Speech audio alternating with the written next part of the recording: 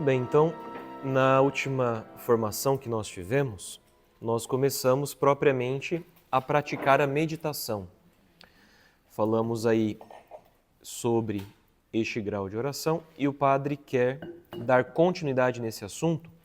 Então, semana passada foi meditação 1, hoje é meditação 2, né? Então, vamos aprofundar mais algumas coisas acerca da oração de meditação. O que é importante para nós? Eu estou utilizando como ferramenta para você exercitar a meditação o Santo Terço, ok? Então, o Santo Terço está nos valendo enquanto instrumento para praticar a meditação. Naturalmente surge uma preocupação. Ah, padre, eu não consegui terminar o terço, ou seja, do jeito que o senhor ensinou, eu comecei a rezar o terço, terminou o horário de oração e eu não acabei o terço. E aquilo pode gerar uma aflição na alma. Entenda uma coisa, não é para terminar o terço, ok? Ou seja, nós não iremos terminar a oração. Não é para terminar. Nós estamos apenas começando. E esta coisa se estenderá por toda a nossa vida. Nós vamos rezar até o último suspiro. Digo mais, no céu nós continuaremos rezando por toda a eternidade. Porque o que é a vida de oração? É uma vida de intimidade, um relacionamento íntimo com Deus.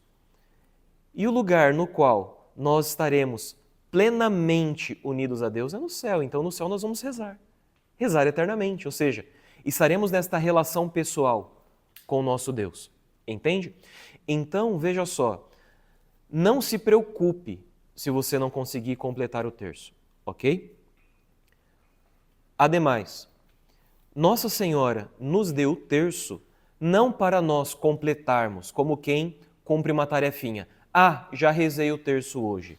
Não. Nossa Senhora nos deu o Santo Rosário para que por meio dele nós pudéssemos conhecer e amar a Deus. Então, a preocupação durante a minha oração não é se eu terminei ou não o terço, mas se durante aquele momento de oração eu amei a Deus, se eu cresci no conhecimento de Deus. Porque se a minha oração fez com que eu conhecesse Deus mais profundamente e o amasse mais intensamente, então a oração deu certo. É isso que nós queremos, ok? Então, vamos ficar despreocupados com relação a isso, se eu terminei ou não terminei. Outra preocupação legítima, além desta que eu disse de conhecer e amar a Deus, deve ser a seguinte: Padre, estou preocupada. Por quê, meu filho? O que foi? Eu estou achando 30 minutos muito pouco, eu quero mais. Oh, beleza, aí sim, essa preocupação é maravilhosa, porque de fato é isto. À medida que nós vamos engrenando na oração, pegando gosto pela coisa, nós vamos perceber que 30 minutos é muito pouco. E de fato é pouco mesmo. Seria muito bom que nós tivéssemos diariamente um tempo mais prolongado. O tempo ideal seria 2 horas. É claro, ninguém começa de uma pancada com 2 horas. Nós podemos ir galgando isso aos poucos.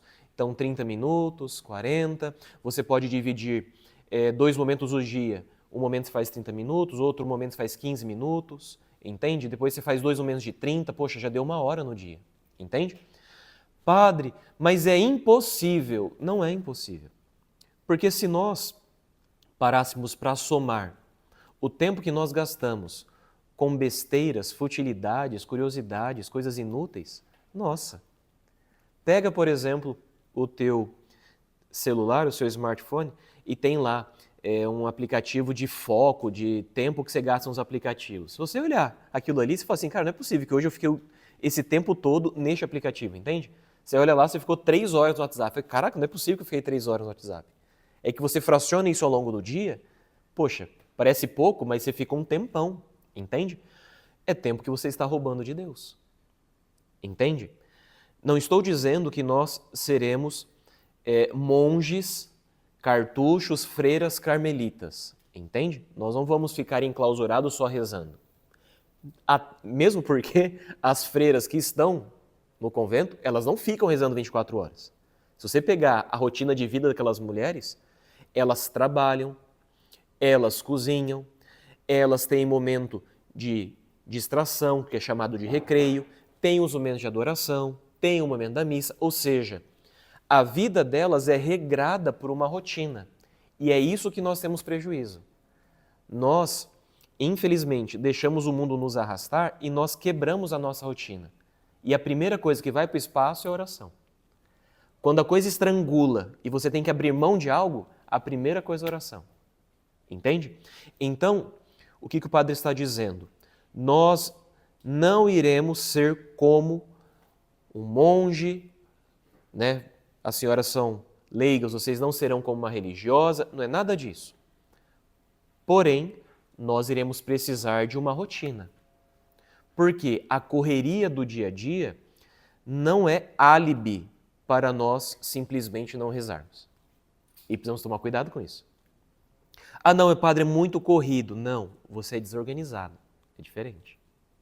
Não, padre, é muita coisa, é uma confusão. Não, é que você não sabe dar prioridade para as coisas que realmente importam. Entende? Isso é importante para nós, nos darmos conta disso. Ok? É claro, existem dias, explodiu toda a minha rotina. Entende?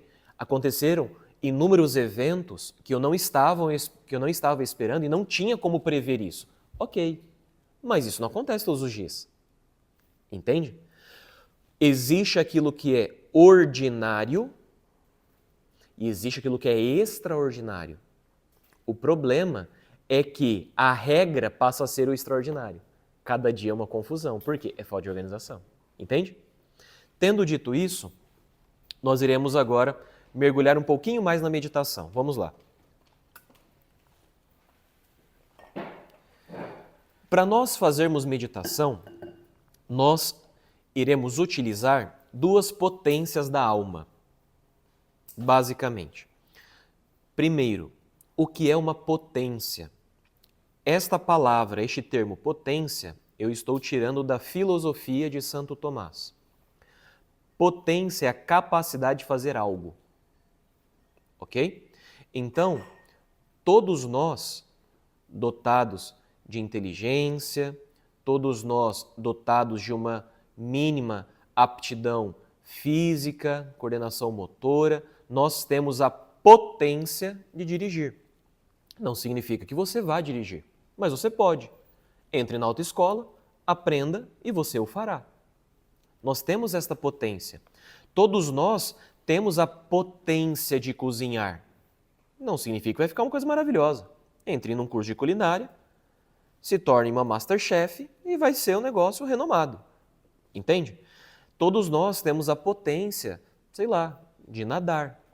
Ok? Se nós temos todo o nosso aparato cognitivo, motor, cardiorrespiratório em ordem, nós temos essa potência. Nós podemos realizar isso. Ok?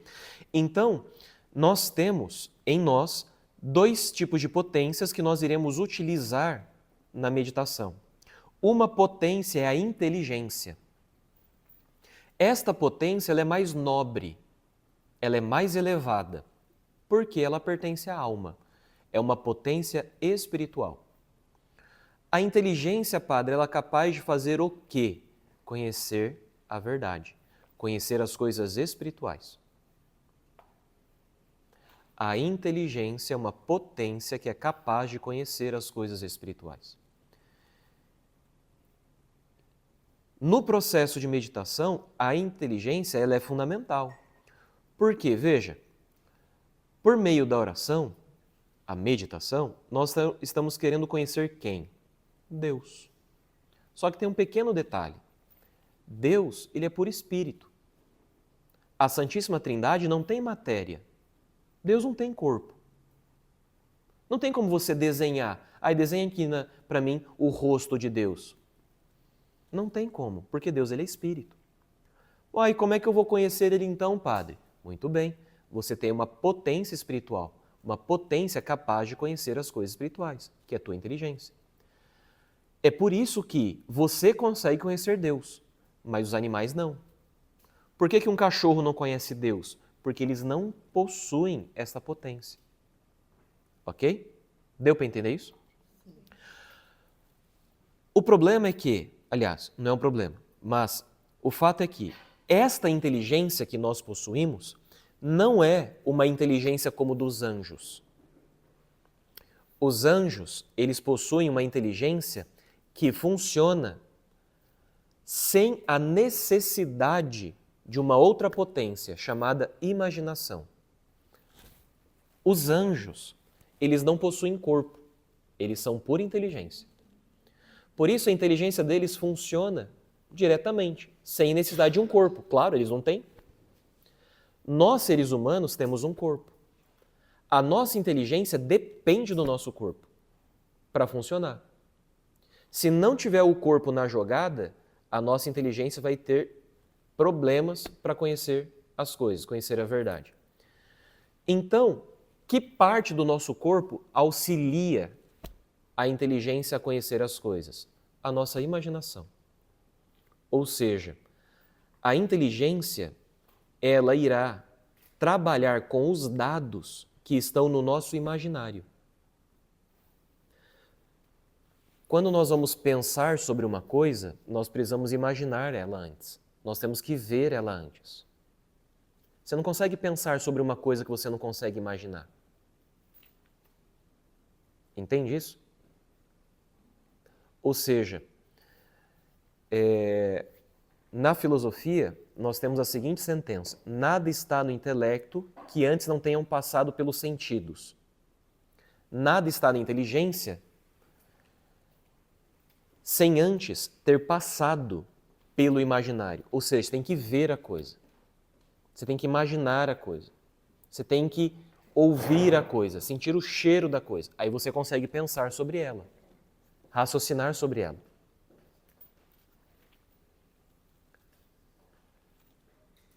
Só que tem um problema, e aqui é um problema mesmo. A nossa imaginação, ela age de acordo com as leis do corpo. E quais são as leis do nosso corpo? Nós nos inclinamos para aquilo que é mais gostoso. Entende? E nós nos afastamos daquilo que não causa prazer. Nós rejeitamos essas coisas, ok? Então o que acontece? A nossa imaginação, ela tem uma tendência de formar imagens que nos causam deleite, prazer.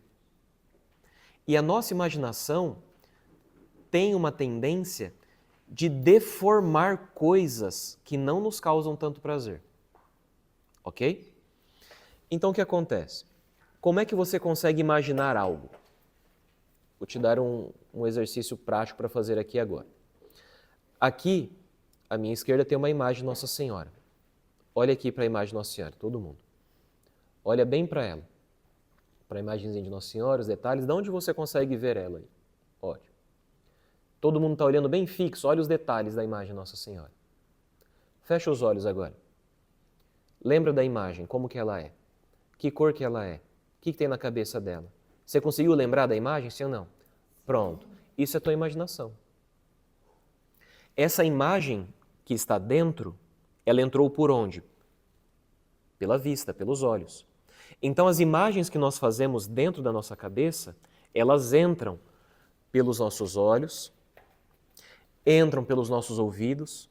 Por exemplo, fecha os olhos agora e imagina, todo mundo fecha os olhos, imagina agora um cavalo e esse cavalo está correndo em uma campina. Está ensolarado. Pronto. Você conseguiu imaginar isso, sim ou não? Essa imagem entrou na sua cabeça pela minha voz, ou seja, eu estava dando um comando e então você formou essa imagem. Só que essa imagem que você formou é baseada nas experiências que você teve. Tá me entendendo? Pergunta, que cor que era o cavalo? Pronto. Ou seja, o meu cavalo é marrom, um é branco, outro é preto, ou seja, você vai moldar essa coisa de acordo com o seu gosto. Ok? Então, o nosso imaginário, ele é capaz de formar essas imagens vindas de fora e o nosso imaginário é capaz de recuperar essas imagens, ok? Essas imagens elas vêm carregadas com sentimentos, com sensações. Dependendo do que você imaginar, você vai sentir medo, você vai sentir alegria, você vai sentir, sei lá, ansioso, ok? Então, o nosso imaginário, ele está muito próximo dos nossos sentimentos. E eles podem desencadear determinados sentimentos. Ok? Tá. Dentro de nós, então, existem a inteligência e tem a imaginação. No meio destas duas, como uma figura de linguagem, só de forma pedagógica, no meio dessas duas coisas, nós temos uma outra potência, que é uma potência de decisão, chamada vontade. Ok? Essa é a segunda potência. A primeira é a inteligência, a segunda é a imaginação. E essa é a terceira. Essa é a terceira potência que eu estou falando. Exato.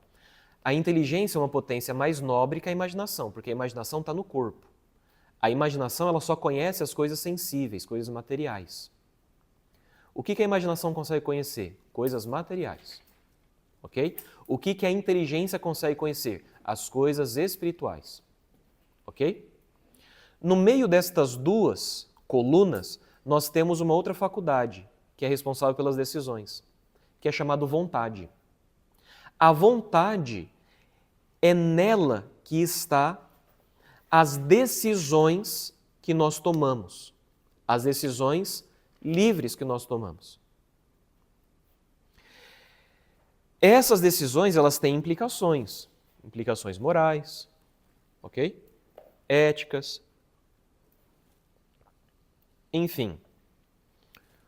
O problema é que a vontade, ela é cega. A vontade, ela não conhece as coisas. A vontade, ela é sempre conduzida. Ou ela é conduzida pelo imaginário, ou ela é conduzida pela inteligência. Então, quando a imaginação concebe uma imagem, ela convida a vontade a seguir. Quando a inteligência conhece uma verdade, ela convida a vontade a seguir, ok? Então a nossa vontade, ela vai estar subordinada ao nosso imaginário e, portanto, ao corpo, ou a nossa inteligência vai estar subordinada à verdade, que é aquilo que a inteligência vê, ok? Então nós temos aqui um dilema. Nós temos aqui, dentro de nós, um ponto de tensão. Vou te dar um exemplo de tensão. Por exemplo, você vai em um evento social, numa festa, e aí você vê uma determinada pessoa. Você nunca viu ela. A hora que você vê aquela pessoa, por várias razões, sejam razões de traumas do seu passado, sejam razões, sei lá, de vícios seus, seja razões, sei lá, do estado no qual você se encontra, você vê aquela pessoa e tem uma sensação ruim. Você vê e não vai com a cara daquela pessoa. Já teve isso, essa experiência? De você ver alguém e falar assim, você dá um passo atrás, ok? Ou seja, aquela imagem gerou em você um sentimento ruim daquela pessoa, um sentimento de resistência. O contrário também acontece. Você vê uma pessoa e você sente uma apatia, apatia não, uma antipatia, né? Empatia, loucura. Uma empatia, você sente ali uma atração pela pessoa, te agrada, ok? Vocês já tiveram esses dois tipos de reações? Ótimo. Isso é formado pelo quê? Pela imaginação. O imaginário captou aquela realidade, associou aquilo a lembranças e memórias que você tinha e você sentiu algo, ok? Aí, por ironia, você acaba sendo colocado na mesma mesa daquela pessoa. E aí, a hora que você senta na mesa, você fala, ai, nossa, não acredito, cara, tanto lugar, logo aqui, né? E aí, então, vai passando o tempo e você é obrigado a conversar com a pessoa. Tá ali, fica meio chato e você puxa a conversa. E à medida que você vai conversando com aquela pessoa, vai sendo desmontada aquela imagem que você teve inicialmente. E aí você termina aquele evento e fala assim, cara, eu fui injusto. Nossa, aquela pessoa é muito boa. Que pessoa agradável. Ou seja, quando você foi e conversou, conviveu com ela, aquilo desmontou a imagem que você tinha concebido dela. Já aconteceu isso com você, sim ou não? Ótimo. Então, o que nós temos aqui? Nós temos uma primeira reação do imaginário, que apreende e já quer fazer um juízo. Convidando a vontade o quê? A repelir. Não, essa não. E nós temos uma outra atividade da inteligência, que honestamente se desarma para de fato conhecer a pessoa. E conhecendo ela, vê que a impressão que tinha sido feita era falsa. Tranquilo? E então, com a tua vontade, você se inclina à benevolência, à amizade com aquela pessoa. Ok? Então, dentro de nós, a nossa vontade, ela está sempre nesse duelo. O tempo todo, ou seja, na maior parte do tempo, nós estamos no domínio do imaginário. Infelizmente. Por causa do pecado original, o corpo ganhou uma força muito grande sobre a alma. De tal maneira que a maior parte do tempo nós estamos no domínio do imaginário e não no domínio da inteligência. E isso nos faz profundamente superficiais, injustos e inclinados às coisas de baixo e não às coisas do alto.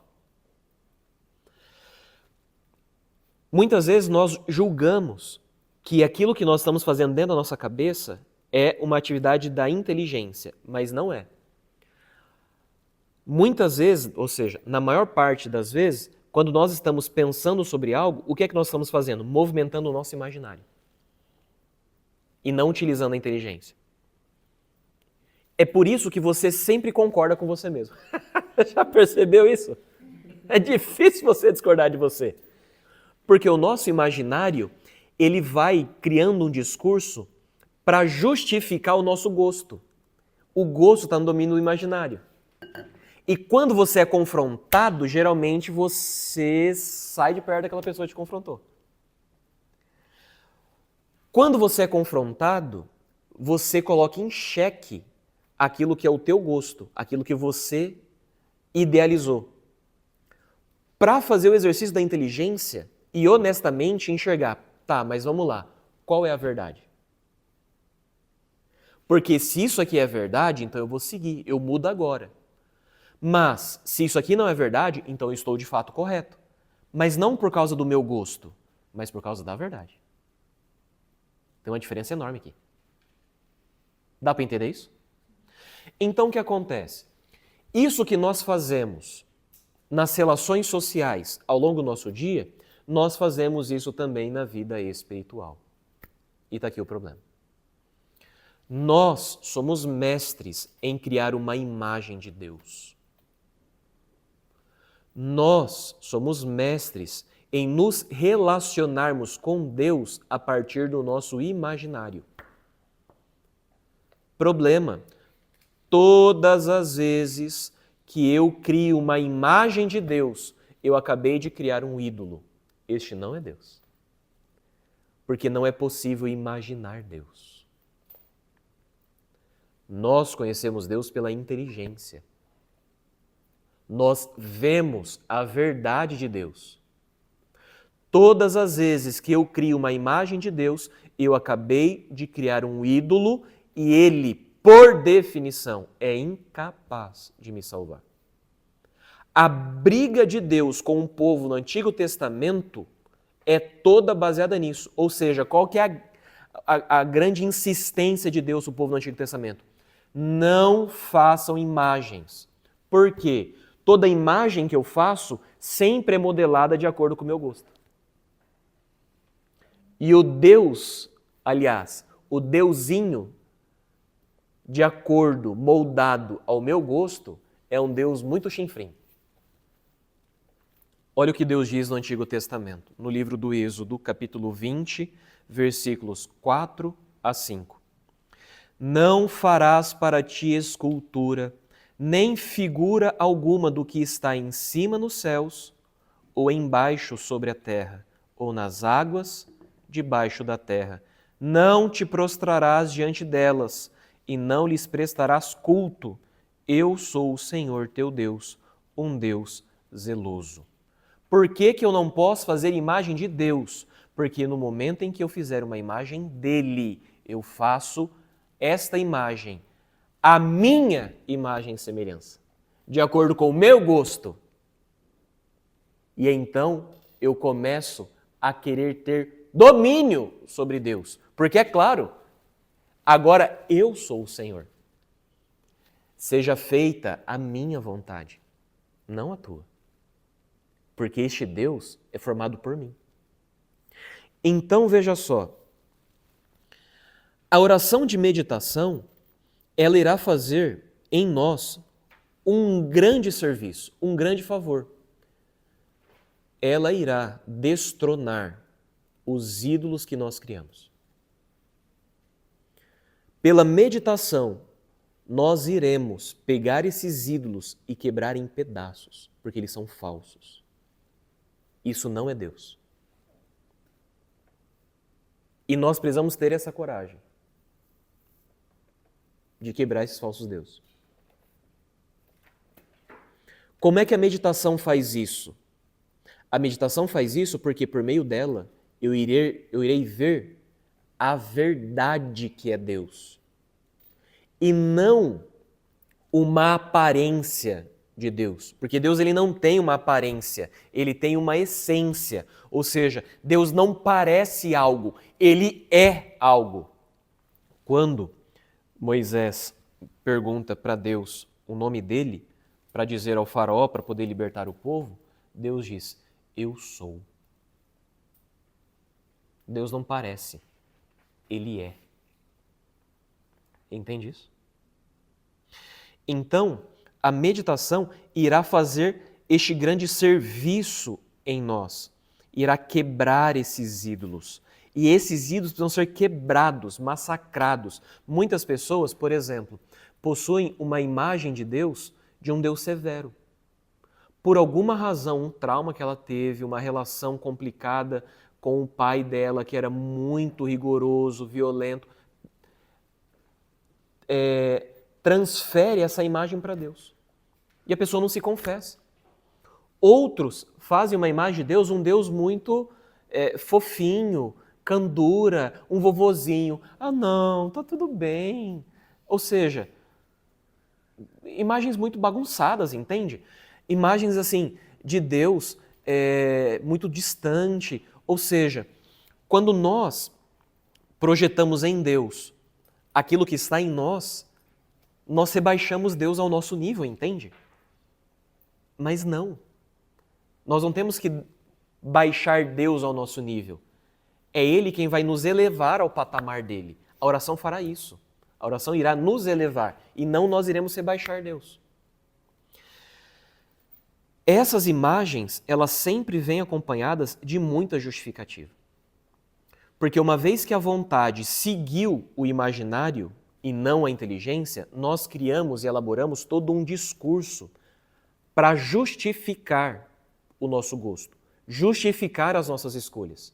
E são sempre justificativas muito críveis, muito lógicas, são justificativas assim que alguém ouvir e fala assim, cara, nossa, hein? É verdade. Mas se você não vê o fundamento, ou seja, da onde a pessoa tirou aquilo ali, você não consegue desmontar o castelo de areia que ela fez. Ok? Olha lá Deuteronômio, capítulo 7, versículo 25. Queimareis as imagens esculpidas de seus deuses. Estes deuses precisam ser queimados. Porque não existe outro Deus. Existe apenas um. E é este Deus que nós queremos servir. O Deus de Abraão, Isaque e Jacó. O Deus de Israel. O Deus que fez o céu e a terra. O Deus que enviou o seu Filho, nosso Senhor Jesus Cristo, para nos salvar. É este Deus que nós vamos conhecer. É este Deus que a meditação irá nos revelar. Se não for para conhecer este Deus, não vale a pena meditar. Entendeu isso? Só que olha que coisa interessante. A imaginação não é algo ruim. Não é. A imaginação, ela é uma coisa extremamente boa e necessária para nós. Porque nós não conseguimos enxergar a verdade pela inteligência se antes nós não tivermos algo no imaginário. Olha que coisa interessante. E é justamente por isso que Deus, ele foi muito carinhoso conosco. Olha a bondade de Deus. Se nós não conseguimos conhecer a verdade sem antes imaginar a coisa, então o que é que Deus fez? Ora, eu vou fazer uma imagem, mas uma imagem fiel. E então ele se encarna. O que é encarnação? É Deus fazendo uma imagem para ele. Porque como é que nós vamos pensar sobre Deus? Se nós somos seres humanos, precisamos imaginar. Deus então se faz homem. Ele que não tem corpo, ele assume um corpo. Ele que não tem voz, ele assume uma voz. Ele que não tem olhar, ele assume o olhar. E ao se encarnar, Deus faz para si uma imagem. E é uma imagem fiel. Nosso Senhor diz assim para os apóstolos, para Filipe, se eu não me engano. Filipe, quem me vê, vê o Pai. Como assim mostra-nos o Pai? Quem me vê, vê o Pai. Eu sou a imagem fiel do Pai. Ou seja, quando nós olhamos para nosso Senhor Jesus Cristo, nós estamos olhando para uma imagem que não foi feita por mão humana, mas foi feito por Deus. Foi o Espírito Santo que modelou no útero de Nossa Senhora a imagem de Deus. O Espírito Santo, no ventre bendito da Virgem Imaculada, moldou para si uma imagem. A proibição era que nós fizéssemos imagens. Mas Deus, ele podia fazer uma imagem. E ele o fez. Por isso, como é que nós iremos conhecer a dimensão, as realidades espirituais? Como é que nós vamos conhecer a Trindade se nós precisamos usar a imaginação? Muito simples. Nós iremos povoar o nosso imaginário com a imagem que Deus nos deu. Por isso que eu pedi para vocês rezarem o rosário, porque a cada mistério nós temos uma imagem muito bem estabelecida. Você consegue imaginar Nossa Senhora na casinha e o anjo entrando e saudando ela. Você consegue imaginar Nossa Senhora subindo a região montanhosa e entrando na casa da sua prima Isabel e saudando ela. Você consegue imaginar a gruta de Belém, a manjedoura com as palhinhas e o bebezinho gorduchinho, todo fofinho, ali deitado. Você consegue imaginar isso? E imaginando isso, você corrige o imaginário, porque você fornece para ele uma imagem que não é criada por você, mas é uma imagem fiel de Deus. Fiel porque é aquilo que de fato aconteceu. De fato, Deus reclinou-se na palhinha do colchão. E aqui nós vemos a loucura dos protestantes, de condenar as imagens. Vem cá, meu filho, deixa eu contar um negócio pra você. Essa imagem aqui que você está condenando é uma imagem que Deus fez para ele. Para que você, meu filho, pudesse, ao contemplar essa imagem, poder meditar sobre ela e conhecer a verdade. É justamente porque você rejeita essas imagens que você não medita e não meditando não conhece a verdade. Ou seja, o protestante, ao rejeitar as imagens, ele está se fechando no mundo animal. Porque ainda que ele não queira imaginar, ele vai ter que imaginar de qualquer jeito. Só que ele rejeita as imagens que Deus fez. Logo, ele fica com que imagem?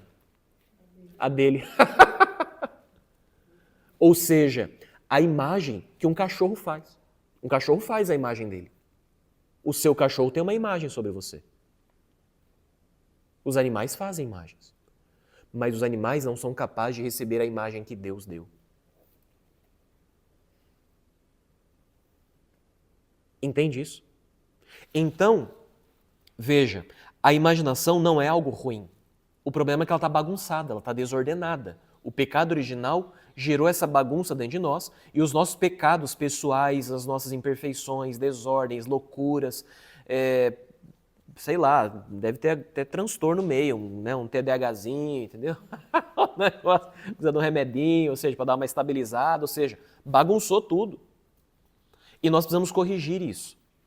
Nós corrigimos de várias maneiras, desde o plano fisiológico, tomar um remedinho, entende?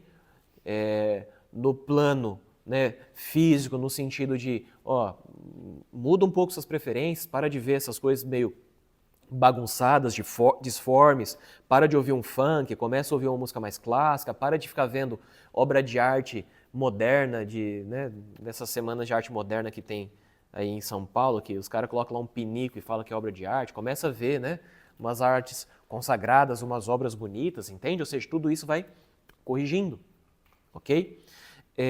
Aprende a fazer bem o processo de leitura, ou seja, de estabilização das imagens, de pesquisa daquelas imagens para corrigir os vácuos mentais que nós temos, ou seja, você vai ler o Salmo dizendo assim, os que confiam no Senhor são como os montes de Sião. Só que você nunca viu um monte de Sião. Como é que você vai entender esse versículo bíblico? Entra lá no Google Imagens, coloca lá, Monte Sião. Aí você vê a imagem, você vê aquele monte, rapaz, agora entendi. Então quem confia em Deus é igual esse monte aí, é igual esse monte. Então é isso que eu preciso. Porque esse negócio está firme. Quero ver você mexer esse monte aí. Entende? Ou seja, nós precisamos corrigir essas imagens que faltam da nossa experiência. Ok? Tendo dito tudo isso, nós vamos perceber o seguinte, que quando nós temos uma imagem correta no nosso imaginário, agora nós temos a possibilidade da meditação. Não é automático. Não significa que você vai olhar para o crucifixo e você vai ver a verdade. Não é verdade que você vai olhar para a Eucaristia e já vai descobrir a verdade da presença eucarística. Não. Você tem que ver e aquilo que você viu, agora você precisa meditar sobre aquela coisa. Eu vou dar um exemplo prático que está nas Sagradas Escrituras. Nós vamos ler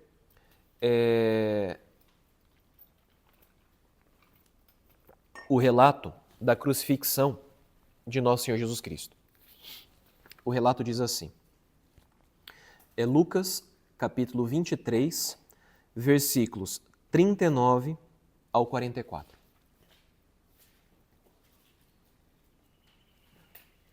Olha que coisa incrível. O relato diz assim, um dos malfeitores, ali crucificados, blasfemava contra ele. A cena é a crucifixão de Nosso Senhor. Jesus está crucificado com dois ladrões. Vocês lembram disso, né? Um dos malfeitores, ali crucificados, blasfemava contra ele. Se és o Cristo, salva-te a ti mesmo e salva-nos a nós. Mas o outro o repreendeu. Nem sequer temes a Deus? Tu que sofres no mesmo suplício? Para nós, isto é justo.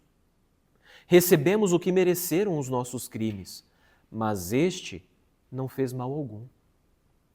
E acrescentou, Jesus, lembra-te de mim quando tiveres entrado no teu reino. Jesus respondeu-lhe, em verdade te digo, hoje estarás comigo no paraíso.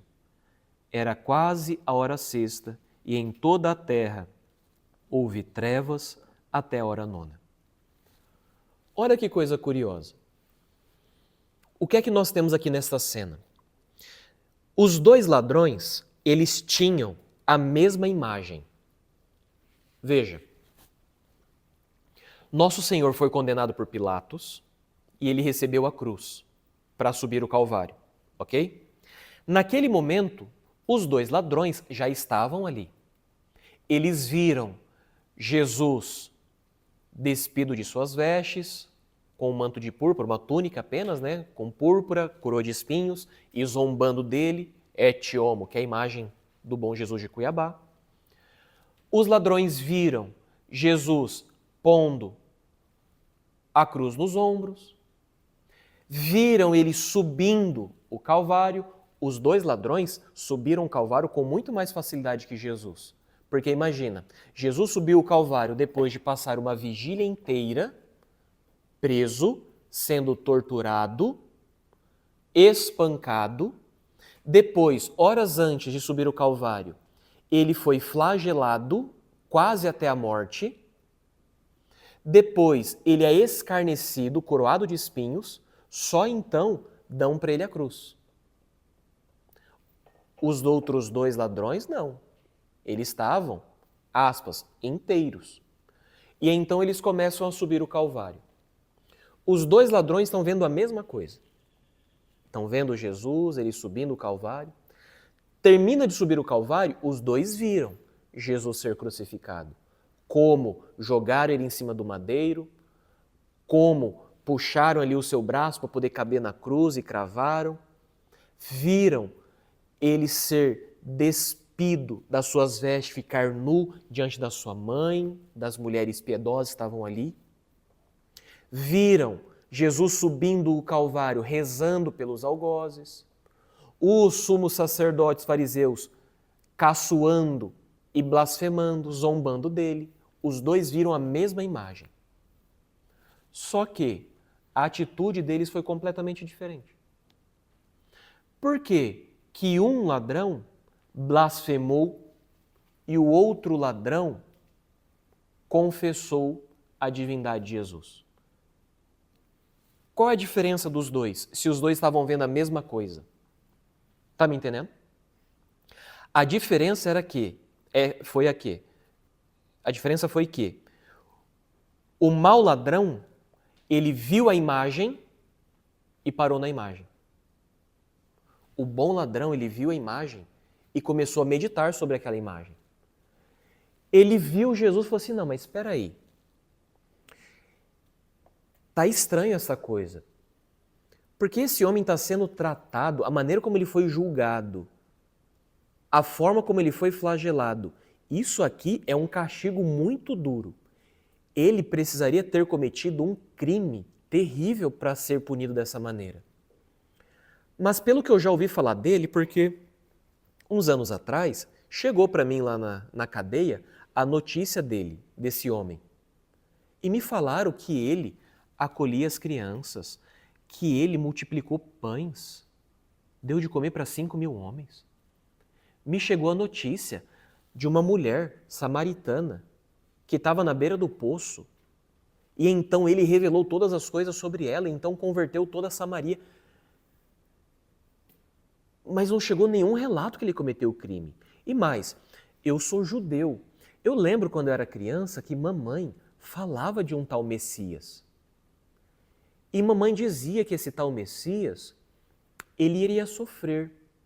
Porque o relato de Isaías, eu lembro, mamãe falava para mim isso, que no relato de Isaías, eu ia na sinagoga, eu ouvia o relato de Isaías, falava do servo sofredor, que ia sofrer tormentos terríveis.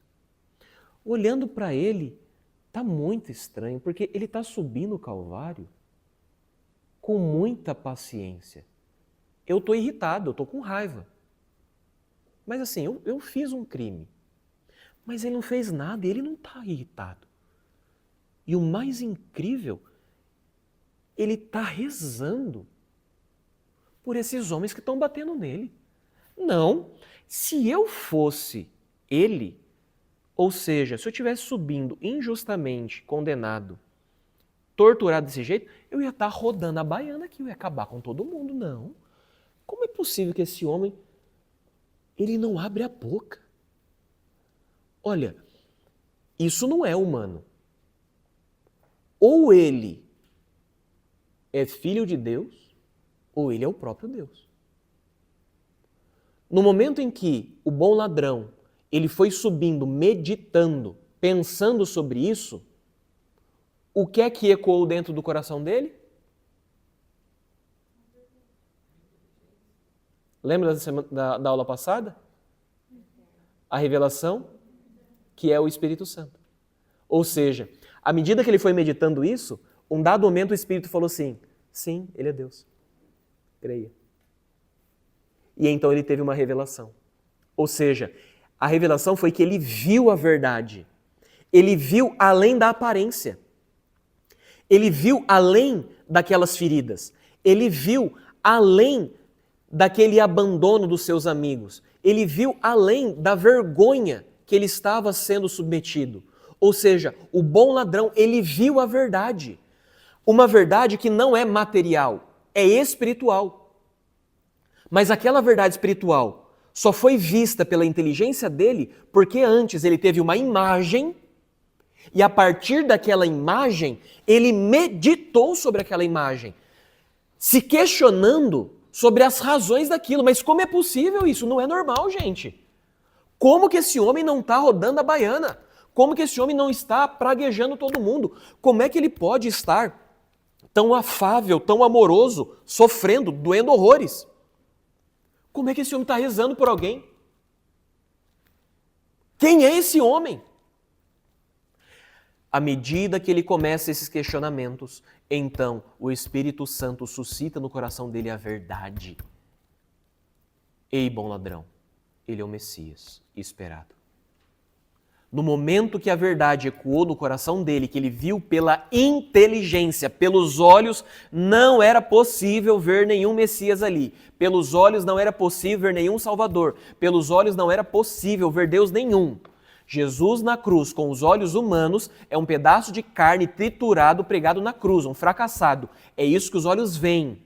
Mas quando a inteligência começa a meditar sobre aquilo que os olhos estão vendo, a inteligência é capaz de ver além da aparência, ver o que está atrás do véu. Ou seja, eu olho e o véu é de aparência de pão, mas eu começo a meditar sobre aquela aparência, o véu se rasga diante dos meus olhos e então eu vejo a verdade. E a verdade é Deus. Senhor, lembra-te de mim quando entrares no teu reino. Aquele ladrão fez o assalto da vida dele. O roubo mais importante que ele fez foi na cruz. Ele roubou os falsos ídolos dele, destruiu e ficou com a verdade de Cristo. Ele arrebatou o céu. Isso só é possível pela meditação. A meditação faz isso, meus filhos. Ok? Então, nós precisamos rezar. Santo Afonso vai dizer, um dia sem meditação é um dia perdido. Um dia sem meditação é um dia perdido. Santo Afonso vai dizer, quem reza se salva, quem não reza se condena. Se condena mesmo. Se aquele ladrão não tivesse rezado, ele tinha se condenado junto com o outro. Graças a Deus ele rezou. Graças a Deus ele rezou. Então nós vamos ter que imitar o bom ladrão. O que é que nós iremos fazer?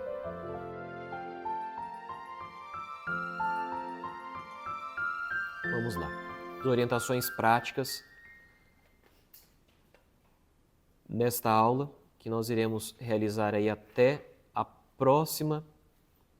nossa próxima formação.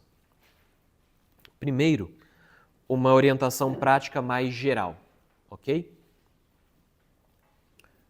Quando você for rezar, você vai ter que fazer o esforço de imaginar a coisa que você está ali rezando, o mistério com o qual você está em contato, ok?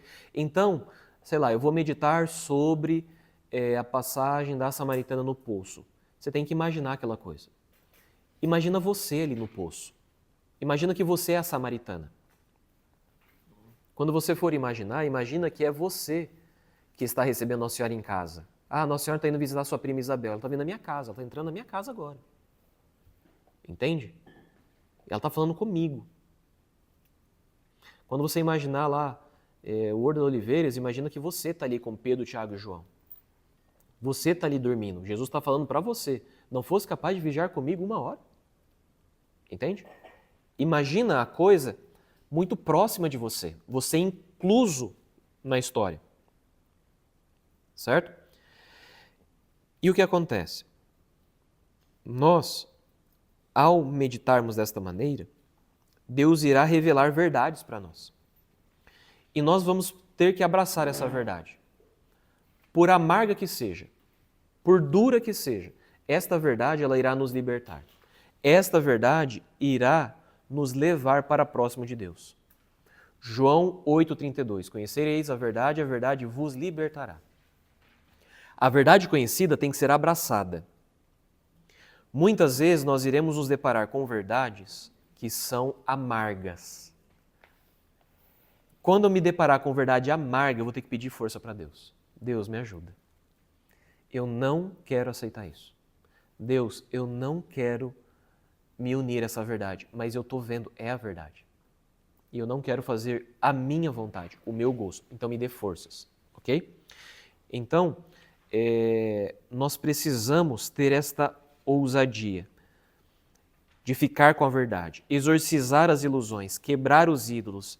Não, eu não quero a minha vontade. É a vontade de Deus. E a vontade dele será manifestada na vida de oração, tá? Agora de maneira mais específica, orientação prática específica. Tendo dito isso de forma mais geral, a segunda orientação é a seguinte: você precisa estar em estado de graça. Tá? Você precisa se confessar com regularidade. Por favor, se mantenha em estado de graça. O pecado dificulta muito a meditação. Porque o pecado, ele usa muito o imaginário. Perceba que boa parte dos pecados que nós fazemos, nós precisamos do imaginário para cometê-los. Você tem que imaginar a coisa antes, certo? Você fica ali pensando naquela coisa. Você fica flertando com aquela coisa. Você fica ali numa encebação com a coisa, entendeu? Até que você vai lá e faz o pecado. Então, assim, exorciza esse negócio. Começou uma tentação forte, começou uns negócios estranhos. Cara, vai pro confessionário, padre, eu quero pedir perdão. Eu nem fiz o trem ainda, mas assim, tá me rodeando, já tem uma semana, eu tô perigando. Então, assim, eu já quero me confessar, porque eu quero exorcizar esse capeta que tá me rondando, do Satanás e do demônio. Entende? Exorciza esse negócio. Entende? Nós precisamos nos corrigir.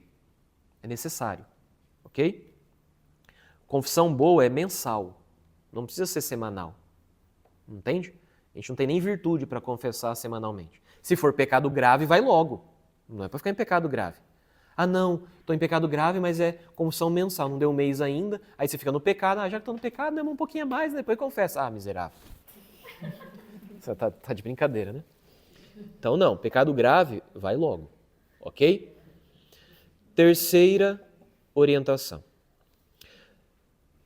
que reforça a primeira. Você irá utilizar a imaginação, ok?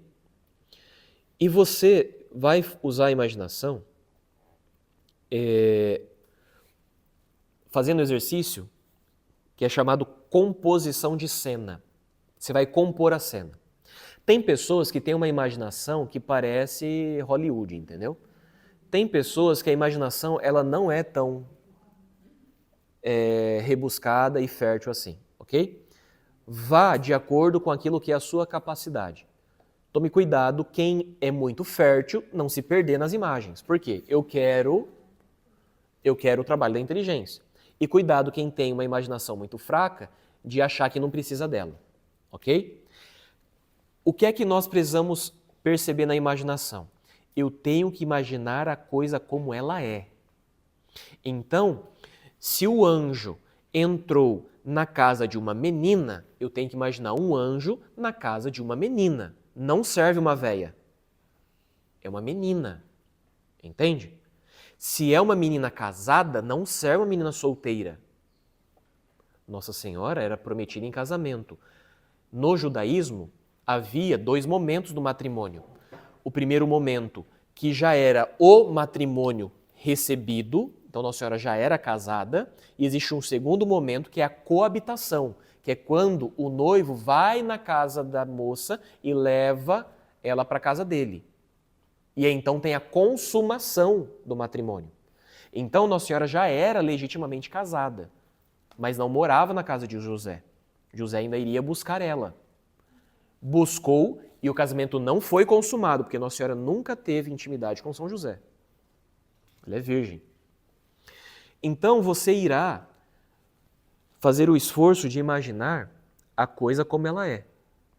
Se você consegue imaginar Nossa Senhora com um vestidinho, com um babadinho branco e uma sandalinha surradinha, tudo bem. Mas não fique perdendo em detalhes, entende? Ai, será que a unha de Nossa Senhora estava comprida ou estava cortada? Ah, você está de brincadeira, entendeu? Ou seja, você percebe que são detalhes irrelevantes? Ou seja, o trabalho da imaginação é me dar a informação do fato. E o fato é que um anjo entrou na casa de uma menina, casada, com os seus 12 a 14 anos. Basta. Entende? Se eu conseguir colocar mais colorido na coisa, ok, mas não exagere. É isso que o padre está dizendo. Ok? Tá. Você não precisa imaginar algo longe de você. Você pode imaginar aquela coisa onde você está. Por exemplo, você está rezando no seu quarto, na capela ou na igreja. Imagina que a casa de Nossa Senhora é ali, pertinho de você. Não precisa imaginar uma coisa longe. Às vezes, no início, imaginar com o olho aberto é mais fácil do que com o olho fechado. Por exemplo, com o olho aberto. Imagina um ostensório, Jesus exposto no ostensório. Olhando para minha cara não vai dar certo, baixa os olhos. Põe o olhar um pouco mais baixo, sem fechar o olho. Imagina o ostensório. Jesus está sobre o altar, 6 velas acesas, toalha branca. Você consegue imaginar isso? Pronto, fecha os olhos. Imagina o mesmo ostensório, Jesus está exposto, as velas, e você está de joelhos diante dele rezando. Consegue imaginar? Ótimo. Então, você percebe que funciona tanto com o olho aberto como fechado. Tem pessoas que no início é melhor com o olho aberto, porque a hora que fecha, meio que bagunça. Tem pessoas que o olho aberto não funciona, com o olho fechado vai mais.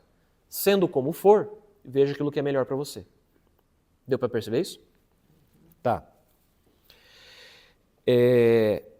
Tudo bem. Você irá imaginar a cena. Essa semana nós iremos meditar apenas os mistérios dolorosos. E eu já vou passar os versículos bíblicos. Nós vamos fazer o mesmo exercício da formação passada, só que com os mistérios dolorosos. Ok? Então você vai imaginar a cena da paixão, que está relatada no Evangelho, ok? Com aquele fluxo de leitura que eu falei na formação passada, não vou repetir, ok? Lê de forma lenta, pausada, 3 vezes, bonitinho. Tenta lembrar com a memória, não lembrou, lê o texto de novo. Falei tudo isso na formação passada, né? Tá. Só para quem não vê a formação passada, a gente vai ler 3 vezes o texto, de forma lenta e pausada, ok? Terminou de ler as 3 vezes, para e tenta puxar na memória se você lembra a sequência do texto.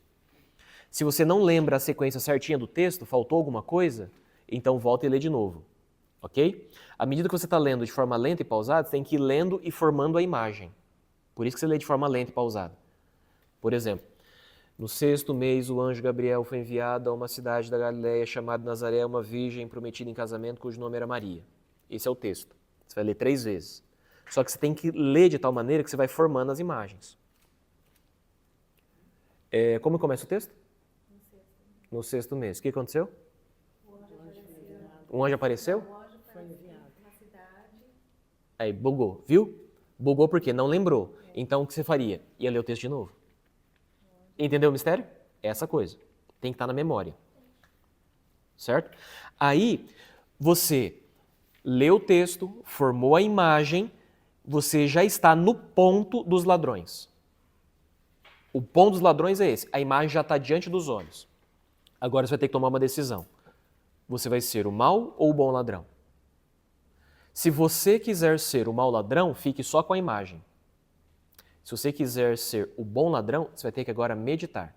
E como é que você vai meditar? Você vai fazer perguntas sobre o texto. Por exemplo, por que o anjo foi na casa de Maria e não foi na casa da vizinha? Por que o anjo ele foi enviado por Deus? Ele foi enviado por Deus para quê? Qual que é a razão? Tá, mas e quem é este Jesus que Nossa Senhora vai ficar grávida? Por que tinha que ficar grávida pela ação do Espírito Santo e não podia ser com São José? Esses questionamentos que você faz sobre o texto, você está tentando entender o texto no seu sentido mais profundo, ou seja, aquilo que está além da aparência. Por que Jesus, o bom ladrão, né? Por que Jesus está na cruz e rezando por esses homens maus que estão condenando ele? Por que ele não está revoltado? Quem é Jesus? O que é que ele fez para poder estar crucificado? E se eu tivesse no lugar dele, qual seria a minha reação? Ou seja, estas perguntas que eu faço para o texto faz com que eu penetre mais profundamente no mistério e permita o Espírito Santo revelar no meu coração a verdade daquele texto. A verdade que está atrás da aparência, aquilo que os olhos não veem, mas somente a inteligência acessa. E então o Espírito Santo vai dizer, ele é Deus. Por isso ele é diferente. Ele é o Messias, esperado, e ele está dando a vida por você. Ele está pagando o preço dos seus pecados. Por isso ele está rezando. Por isso ele está se oferecendo. Você quer se oferecer com ele também? Então reza. Senhor, lembra-te de mim quando entrares no teu reino. Entendeu isso? Ótimo. Então esse é o exercício. Eu dei um passo a mais do que era semana passada. Ok? Quiserem anotar rapidamente os versículos bíblicos de cada um dos mistérios que compõem o terço doloroso, o primeiro mistério, agonia de Jesus no Getsêmani, Mateus 26, 36 ao 46. Segundo mistério, a flagelação de Nosso Senhor, Mateus 27, versículo 26. Coração de espinhos, Mateus 27, versículo 29 e 30. Subida ao Calvário, Lucas 23, versículo 26 ao 32. A crucifixão, Lucas, capítulo 23, versículo 33 ao 46.